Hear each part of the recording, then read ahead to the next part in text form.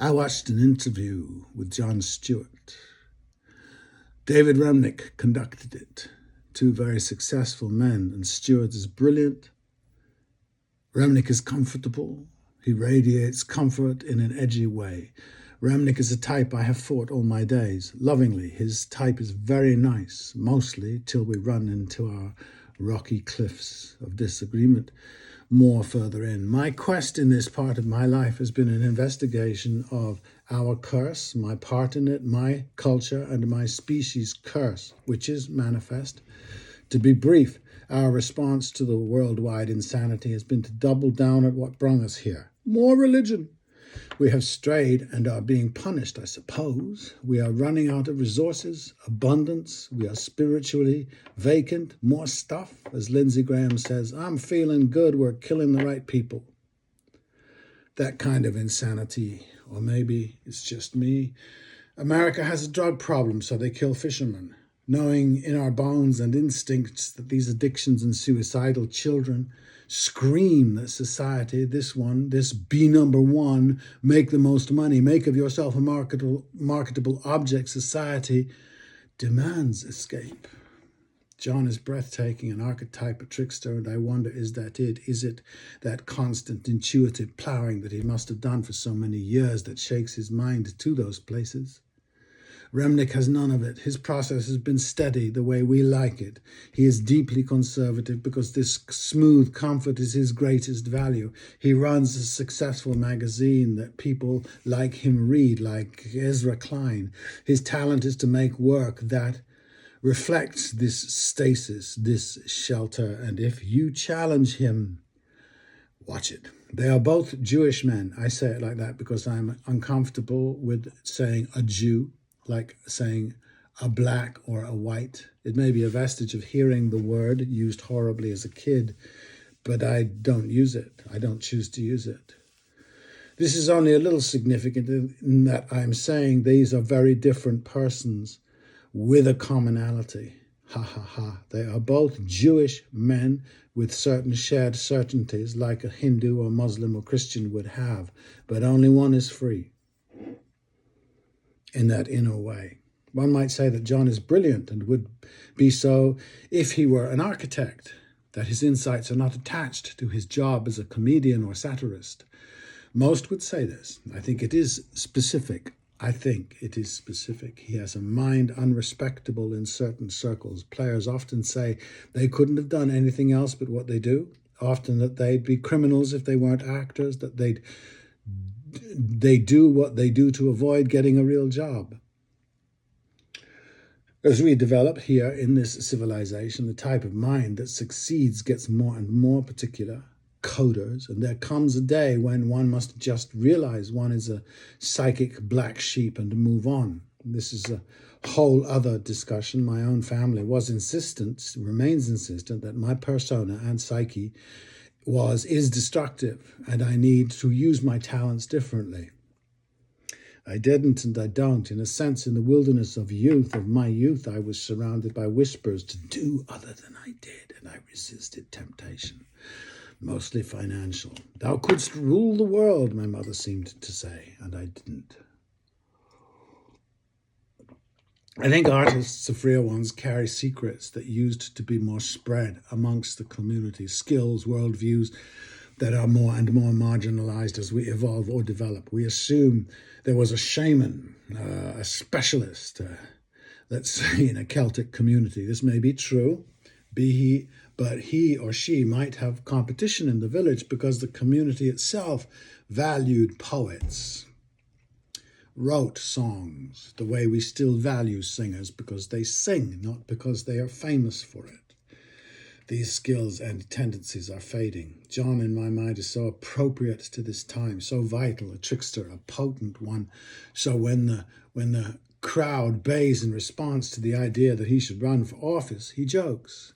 There's much in this joke. The trickster, like some actors, not all, spend a life throwing their nerves in patterns on a screen. I know this life. I'm not the same as John, I'm not less, but there are variations on tricksters. One learns to live with this psyche like an athlete or a warrior. Nothing is comfortable except the joke. One bounds from plane to plane and lands as softly, and he constantly surprises where others disappoint. For a while, when I was very young, there was an imagined life. 12, I think they laid this on me, of comfort and stability if only you do this. It was much put upon us, and it takes a long time and some success to really grasp the truth. We are not like the rest. There were wonderful actors at school, drama school for instance, who could straddle the two makeups. They were not addicts in a sense. They could find no consolation in the coming together and falling apart, could find no art, no joy in it, and they moved on. Stuart can. He might struggle with it. I don't know him. He might straddle. But without rehearsal or script, he pries open and drops gems.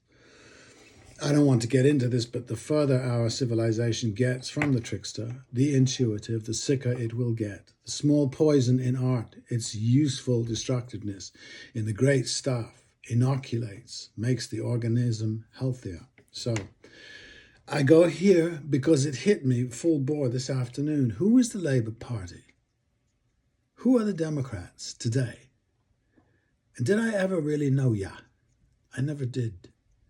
You tolerated me because we went to some similar places, but you are Remniks.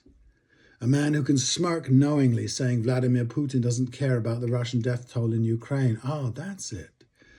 Now we all know the truth, and his interlocutor would never think, being comfortable in honor of the New Yorker, that on the evidence the American leadership gives not an exhalation for the millions of people their military kills everywhere else, and that is the difference.